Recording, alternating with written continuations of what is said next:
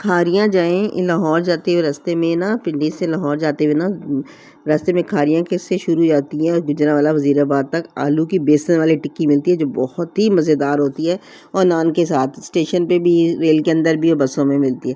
तो मैंने आलू लिए, इस तरह मोटे उबाल लिए, काट के उबाल लिए। अब इससे जो उसके बाद कुचल लिए। उसके बाद मैंने ये मसाले लिए, इसमें ये देखें, ये है भुना हुआ और कुटा हुआ ज़ीरा और साबित धनिया, आधी आधी चमची, यानी 1 टीस्पून मैंने लिया धनिया और आधी टीस्पून ज़ीरा था। बाकी इसमें साथ साथ बाकी मसाले हैं। सबसे पहले मैंने कुचले हुए आलूओं में ना ये जो आटा डाला है, आटा 1 टेबलस्पून भर के, इससे ना जुड़ बड़े अच्छे जाते हैं और तवा गंदा नहीं होता। फिर ये मैंने 1 चमची नमक, ये नमक और मिर्च आपने अपने हिसाब से डालना है, नमक डाला है। और ये जो है ना, ये कुटी हुई मिर्चें डाली हैं 1 आधी चमची। और इसके साथ मैंने डाला है अजवाइन, अनारदाना और ज़ीरा और धनिया।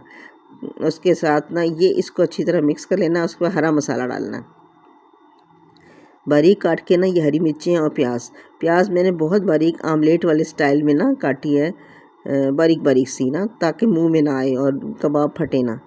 तो ये इस तरह बारीक बारीक काटनी है।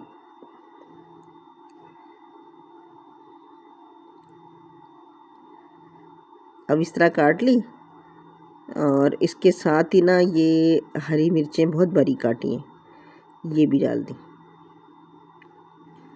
इसमें चाट मसाला और ये नहीं डाला क्योंकि इसमें अनारदाना डाला है।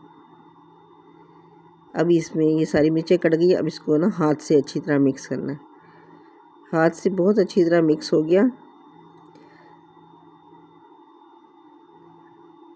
और इसको हाथ पे तेल लगा के ना, इस तरह हमने ना तेल लगा लिया और इस तरह हमने इसके ना थोड़े कबाब बना लेने हैं। तेल से ये कि ना हाथ ख़राब नहीं होते और कबाब भी ना नफीस से बनते हैं, बन के। और ये करते रहें। अब इसके साथ ही हमने बेसन घोलना है।